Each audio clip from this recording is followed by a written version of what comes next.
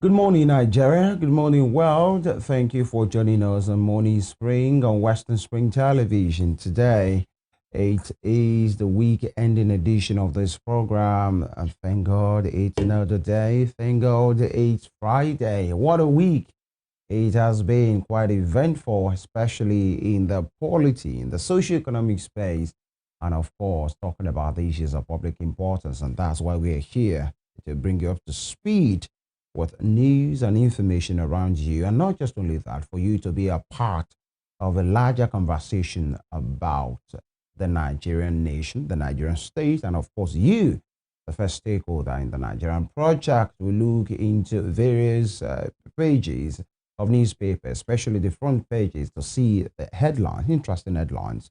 And of course, we get talking about various issues. Femi Ojo is my name. And of course, we are very happy. I'm very particularly happy to know that you are there joining us live on channel 190 on StarTimes DTT, and also on our YouTube channel at Western Spring Television NG, and also on Facebook at Western Spring Television. Good morning, Nigeria. Good morning, Daniel. Good morning, Femi. Yeah, well, what a week it has been. Absolutely. Very well. It's been an eventful one. Eventful week. We are back here. Absolutely. No matter how eventful, yeah, we must be here. Yeah, it's always good to be here anyway. It feels good, actually. Yeah. Good morning to you, Nigerians. Good morning to viewers all over the world. Thank you once again for joining us on Morning Spring. This is Western Spring Television. It gives me great pleasure to welcome you once again to this show. We're always glad you're here. You're joining us. For those of you who joined us from the beginning of the week, from Monday till today, we say thank you so much, and we do not take you for granted.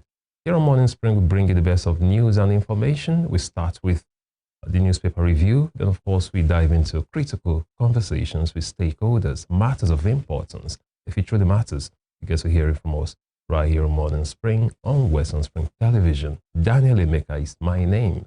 Thank God it's Friday. Yeah, it's Friday. It's time for us to wind down, after a busy week. So just sit back, relax, and enjoy. Once again, thank you for joining us.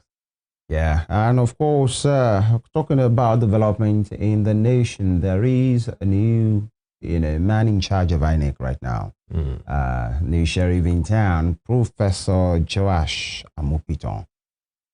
He will be taking over from, Professor Yakubu, who has gone on his terminal leave. Perhaps the acting one now.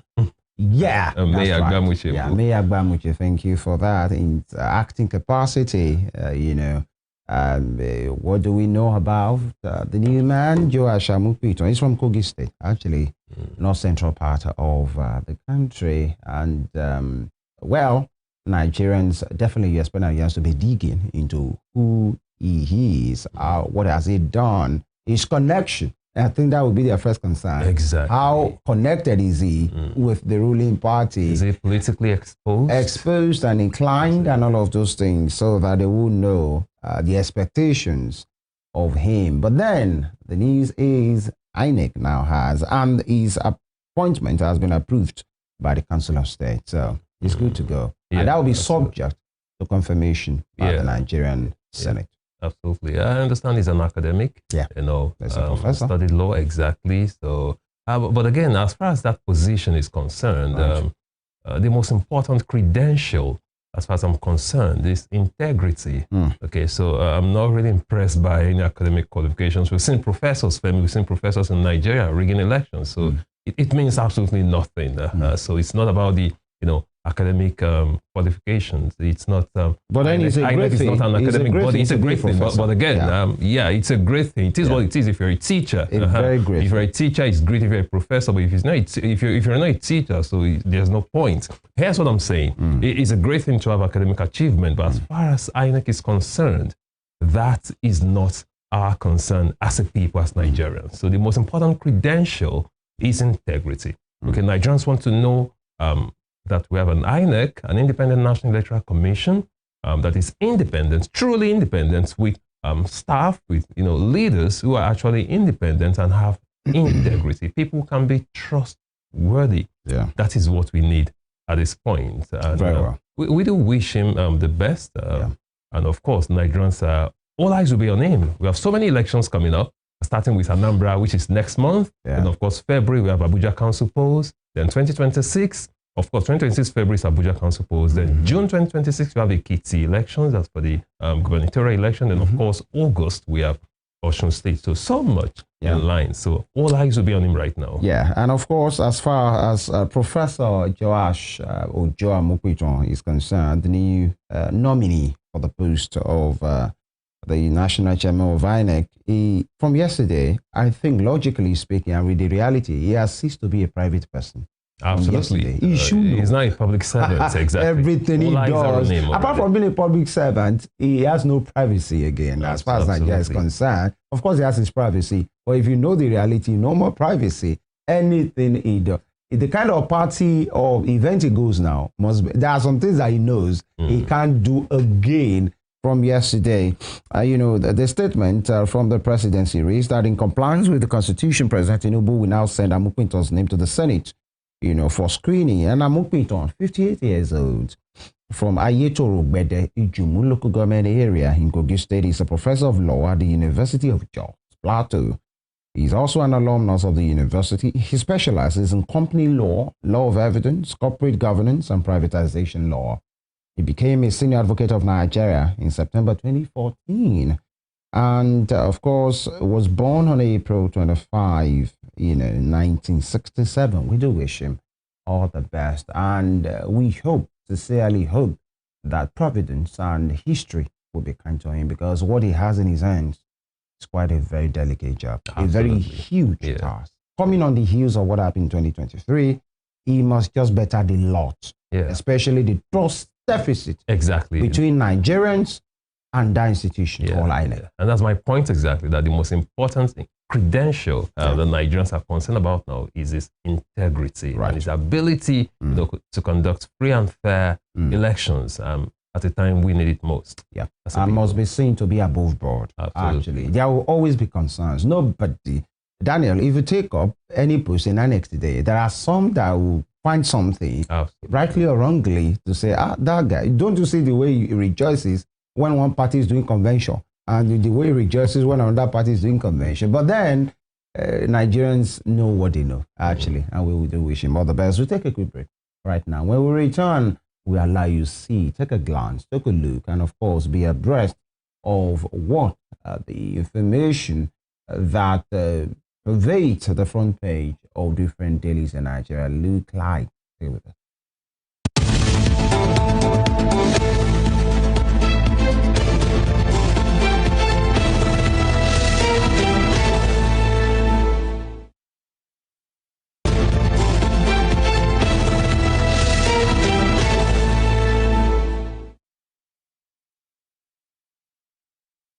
All right, thank you for staying with us. The Guardian, conscience nurtured by truth of today, Friday, October 10. This is what it looks like. There you go. World Mental Health Day. World Mental Health Day. 85% unreached as Nigeria buckles under massive care gap. World Mental Health Day. 85% unreached as Nigeria buckles under massive hair gap. And you have a description now, a pictorial description of a doctor, attending to someone with so much baggage. You see the doctor asking or saying, your vital signs look good. I can give you something for depression. And the person responds, what about recession? We are giving him something for depression. How about a recession? And you can see the baggage. There you go. Ill health, advanced anxiety, financial stress, which for many Nigerians is the biggest stress. Financial stress, cyberbullying on social media, uncertainty. And, the way cyberbullying works in Africa, especially in Nigeria, is not the way it works outside of the country, because cyberbullying is when you're bullying somebody, online through different means. But most of the times online, that might not be a big thing for managers, because what you have to say is to say your father, and the person will say, your mama. So, it's something that we look for. I mean, we should, be concerned about. When as compared to what happened outside Nigeria, where somebody will tell you your face look like this, and then you feel bad, and then you are depressed. In Nigeria, yeah, we just see it as basketball. It's okra for okra, exactly. aura for aura. My face look like something, and then you tell the person that's what it looks like. But then Femi, the financial stress thing. That's what I was going to talk about. Do you know, Femi? A lot of diseases can actually be cured by bank alerts. I'm telling you, credit alert. Yeah. Exactly. It's therapeutic. That's just honestly very therapeutic. And there's actually a real one. This is a real story. Yeah. There's this man. He's actually a pastor, in the former church I was attending. So he said for a long time his wife was having some issues, some sickness, always sick and all that. Things weren't moving fine. He was struggling. And guess what? So there was a day he got this heavy bank credit alert. I mean, a huge one. He was driving. He got it. He said when he got home, when he broke the news to his wife, he said within 1 week, just miraculously, the wife just became... pastor became healed. What God cannot do does not exist. So financial stress are very, very, very important. And it's real. Very real. It's the major thing if you ask many Nigerians, because in this place, the doctor is saying, I can give you something for depression. The person is asking about recession. Exactly. Give me something. Just give the person money. That's all. It's fine. All right. And then some quotes here. People don't know about mental health, and they don't know where to seek help. Religion is also a major hindrance to the management of mental illness in Nigeria, because a lot of the time, whatever Africans don't understand, they mystify. Only 9 psychiatric hospitals serve 220 million, as 40 million Nigerians suffer illness, with only 25% able to access mental care. And another one says economic burden in Nigeria exceeds 21 billion naira yearly as stigma, ignorance, religion, poor infrastructure, brain drain, rising poverty push system to brink. That's and the biggest one there, I mean, the stigma. That's the major one here, exactly, especially in this part of the world. I mean, if you talk about mental health, the first thing that comes to mind is stigmatization. People are afraid, they're scared to open up. And there's actually nothing wrong in it. If you need help, it's mental another health. sickness. Exactly, yeah. So people shouldn't be, shy about it. What people feel is, you don't do. Exactly. And they do this sign, you don't do, and the person trying to keep it, and then the situation degenerates.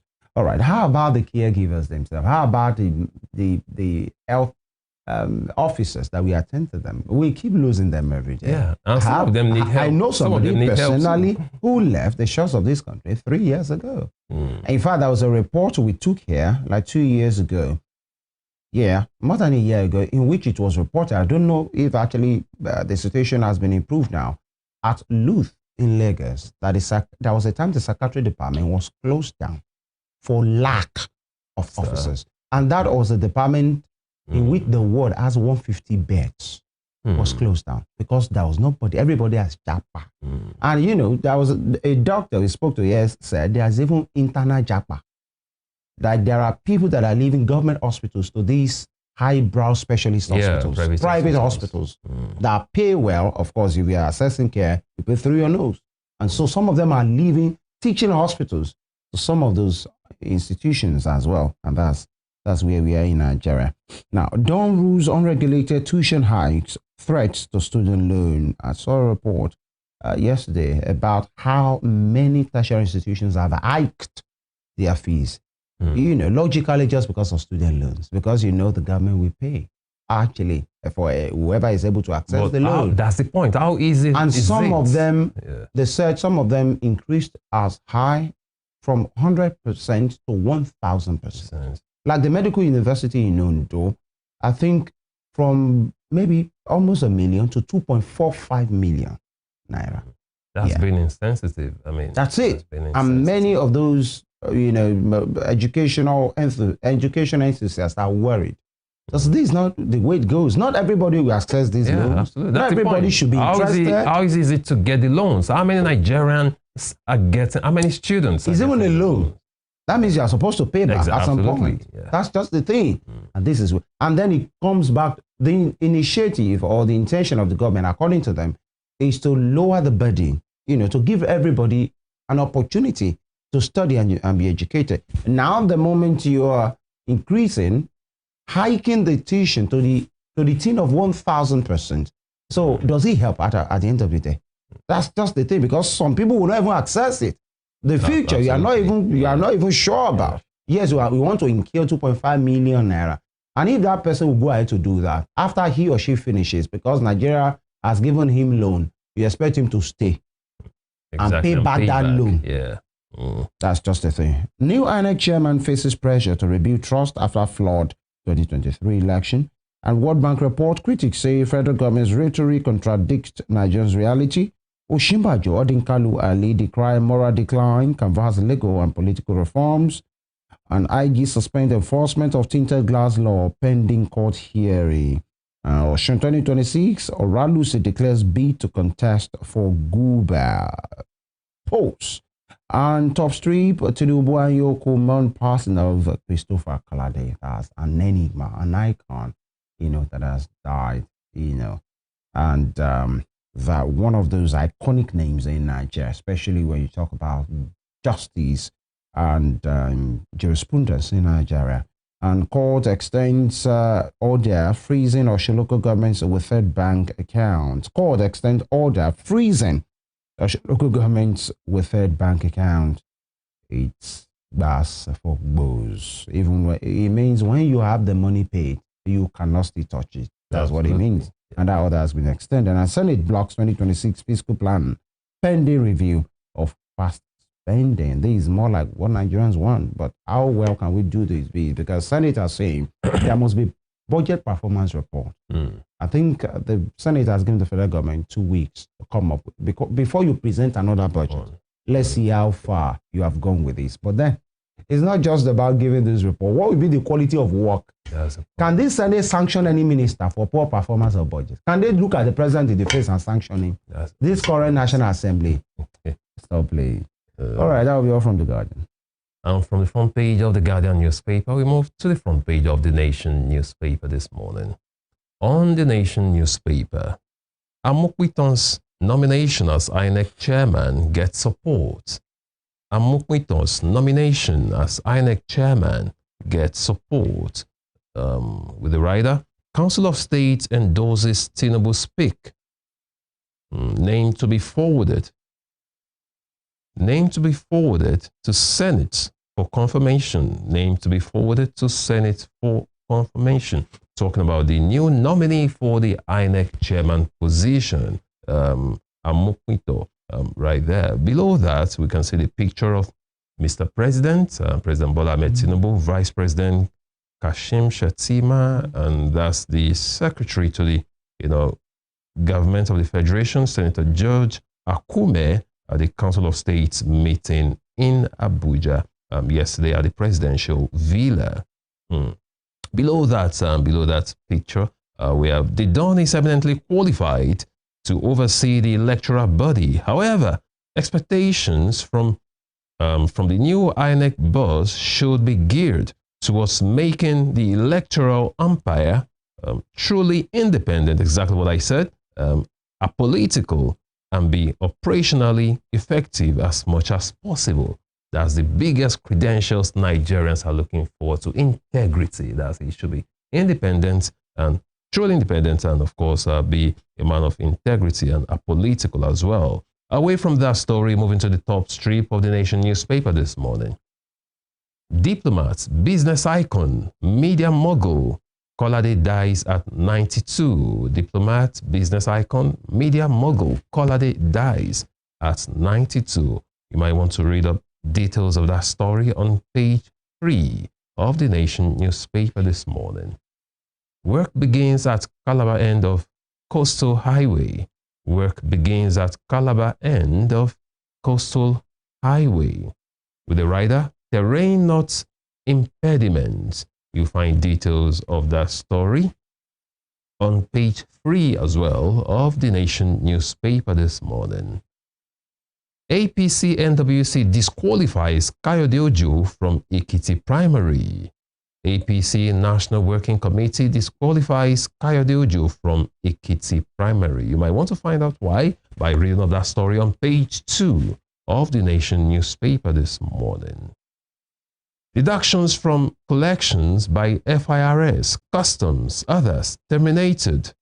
deductions from collections by FIRS, that's the Federal Inland Revenue Service, custom, others terminated. You might want to find out why. With the rider, all generated funds must go to FAAC, says Edun. All generated funds must go to FAAC. That's coming from Mr. Wale Edun right there. Below that, on the red strip, varsities to account for unused TET fund cash. Varsities to account for unused TET fund cash. You find that story on page 4. Then APC in total control of Ondo Assembly. APC in total control of Ondo Assembly. You find that story on page 28 of the Nation newspaper this morning. Moving on to other stories. State pardon for Herbert Macaulay, Vatsa, Ogoni leaders, Lawan, others. State pardon for Herbert Macaulay, Vatsa, Ogoni leaders, I beg your pardon, Lawan, others. You might want to read up details of that story. Is it a famous Ogoni leaders, Femi? Or is this a posthumous pardon? I don't understand. Yeah, I think it's the four. The Ken Saro we were led. Exactly, I guess. There was a conversation around us. And I think the president announced that on the anniversary of the Nigeria's independence, October 1. Yeah, I remember. Well. So it's actually not fresh. Maman Vatsa. I think there is now a comprehensive list, 176 or so, many persons who have been posthumously, some of them posthumously forgiven by the Nigerian state. All right. You might want to read up details of that story. Below that, we have a rider. Federation accounts deductions for police raised to 1%. I'll tell that again. Federation accounts deduction for police raised to 1%. Federation account deduction for police raised to 1%. You might want to read up details of that story on the front page of the Nation newspaper this morning. And on the bottom strip, on the red strip, we have social entrepreneur Oralusi opens bid for Osun APC governorship ticket. Social entrepreneur Oralusi opens bid for Osun APC governorship ticket. You find that story on page 28. And that'll be all from the front page of the Nation newspaper this morning. All right, from the Nation, let's see what the Tribune front page looks like. Why I picked Amukito on Zanek chair, page 4, Tinubu. Why I picked Amukito on Zanek chair, Tinubu, with two riders there. The first, Council of State approved his choice. Bill Gates and 958 others to get national honors. And new police trust fund repeal reenactment coming. Osun local governments with Ed funds case adjourned. And court extends order freezing bank accounts. Osun AG's council opposes PDP and APC joined their applications. An APC chieftain Oralusi joins Osun governorship race just a few days ago. On Tuesday, it was a former deputy governor, Senator Yola Mishori, throwing his hat into the ring of who will emerge, as the flag bearer for the Progressive Congress. Or, Osun State at the Guba poll of August 8, 2026, next year. And Tinubu pardons Herbert Macaulay, Vatsa, Lawan, grant amnesty to 82 inmates. That's another chance at life for those persons. And, in the sporting corner, World Cup qualifier, Lesotho must fail, says Ekong Gambasi. Lesotho must fail, or fall rather. The guy again, Lesotho must fall, says Ekong Gambasi. Guys, it's not by verbal war. They should make good their promise. They should make it, make it count. Now that they are not holding the A's, the highest the Eagles can have is 17 points. And that if they are lucky, they will now go through the playoffs. That means playoffs, you get to meet somebody from South America or all of those things. But because it's quite a dicey one. But they must win first for them to even stand a chance of winning. I mean, of getting Well, the some would playoff. say there's still a glimmer of hope somewhere, when you do all the calculations, permutations, the probability is still there. So we are just hanging in there just by probability. But they must win. Yeah. The next two matches, they are must-win matches. Absolutely. For us to even have Otherwise, all hope will be lost. For us to even have carry a calculator and permutate as usual. Now, Ekiti governorship primary, APC disqualifies Kayode Ojo. Why? Page 11 has that story. Sacks Enugu State Working Committee to conduct public hearing for amendment of party constitution. Top strip, insecurity in Nigeria, not driven by religion. Senate clarifies. All right, we'll look into that because of the program. And we will continue to prioritize citizens' needs in your budget. Marking Day, UNICEF, Dawn Commission, NLC commend government. That will be all from the Nigerian Tribune. Okay, and from the Nigerian Tribune, we move to the front page of. Did you say Nigerian Tribune? I guess you took Punch, right? Punch. So which one? Aha, right. You took Punch. I thought No, you said I took the Tribune. You took the Tribune. You now already. take the Punch. All right. So from the Nigerian Tribune, we move to the front page of the Punch newspaper this morning. On the Punch newspaper, Amokmito faces staff test as new INEC chair. Amokmito faces staff test as new INEC chair. Below that, we have some riders. Opposition warns against partisanship, demands urgent reforms. Opposition warns against partisanship, demands urgent reforms. Below that, Tinubu APC defend appointments, urge fairness, credibility. Tinubu APC defend appointments, urge fairness, credibility. You find details of that story on page 2 of the Punch newspaper this morning. On the top strip, National Assembly probes NNPCL over $18 billion refinery spending. National Assembly probes NNPCL over $18 billion refinery spending. You find details of that story on page 20. So much has been said about NNPCL, refinery spending, and now they are being probed by the National Assembly to a tune of $18 billion. That's quite humongous. That's quite an humongous amount of money being spent on our refineries, which are still not working as we speak. When you spend, Femi, $18 billion on refineries and they are not working, I think this should go beyond probe. People should be in jail right now. People should be. Even down to 650,000 barrels. Barrels per day capacity refinery. Capacity was built with $20 billion. Fresh. Exactly. One From scratch, exactly. And now you spent $18 billion.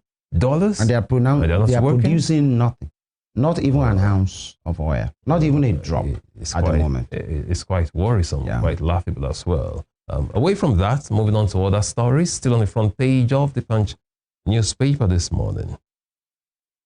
Tinubu clears 959 for national honors. Tinubu clears 959 for national honors. You find details of that on page 2.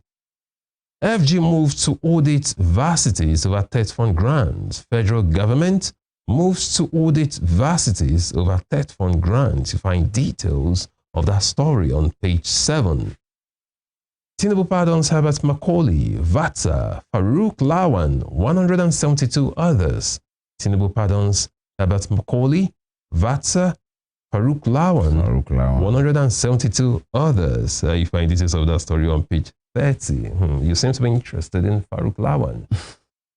Everybody knows his story, actually, especially with the Otedala, Fiel saga, and the man saying it was set up, the subsidy issue, and all of those things. The man was jailed. Quite a vocal person, actually. The honorable member Farouk Lawan, quite a better structure, but very vocal. But then, whatever happened. Now he has been forgiven. Quite interesting. Well, people should be made to pay for their crimes. Because you will say, well, the president has that prerogative. He has that power, actually, to do one or two things as the CNC.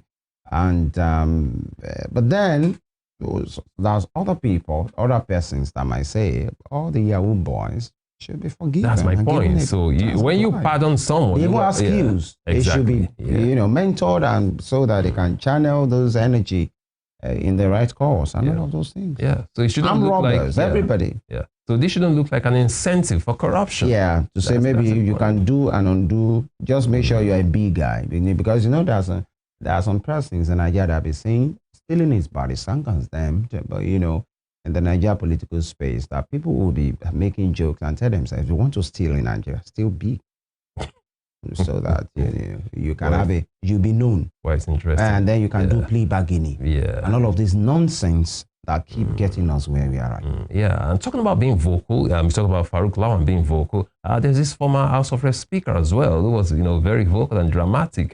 I don't know what has become of him. I'm talking about Dimeji Bankole, that young man. I mean, it's there. I think he went quiet at some point, but recently I've been seeing him in the big circles. Yeah, because he was very dramatic. He would cry. He would. Quite a young person, actually. Yeah. I think the youngest in the history. Yeah, absolutely. Of speakers of the House of Reps in Nigeria. Away from that, moving on to other stories, still on the front page of the Punch newspaper this morning. Customs sees 1.9 billion naira hard drugs, expired flour at Semeboda. Customs sees 1.9 billion naira hard drugs, expired flour at Semeboda. You might want to read up details of that story on page 20, and right there on the middle of the page you can see customs officials with deceased consignments worth 1.9 billion naira. That's quite a massive seizure right there. Away from that, moving to the bottom strip of the Punch newspaper this morning. Police back down on tinted glass enforcement. Police back down on tinted glass enforcement. You find details of that story on page 28. Recall that a court gave an order restricting the Nigerian police, from proceeding on, clamping down on tinted glass users, vehicles with tinted glasses. Talking about the permits right there. So for now, they can't do anything until that is reversed. And that drama started when a particular judge was harassed. His car was impounded by the police, and NBA said, no way, you have no right to do that. Now there's a court order, so the police cannot do anything as far as, tinted glasses are concerned in Nigeria. Away from that, I'm still on the front page of the Punch newspaper this morning. Policeman forgets cap in Ogun student's car after extortion. Policeman forgets cap in Ogun student's car after extortion.